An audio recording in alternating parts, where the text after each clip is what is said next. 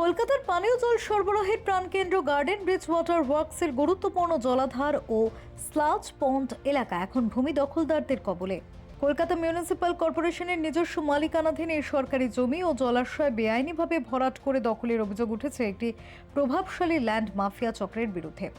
সবচেয়ে উদ্বেগের বিষয় হলো কলকাতা মিউনিসিপ্যাল কর্পোরেশনের লিখিতভাবে এই জমি তাদের বলে স্বীকার করলেও এবং এই বিষয়ে এফআইআর দায়ের করা হলেও প্রশাসনের ভূমিকা নিয়ে প্রশ্ন উঠেছে।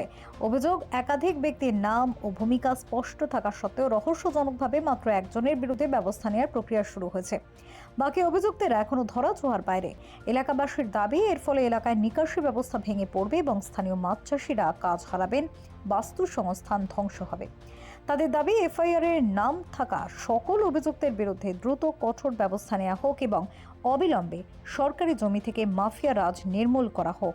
তা না হলে বৃহত্তর আন্দোলনে শামিল হবেন তারা। Bureau report, channel 10।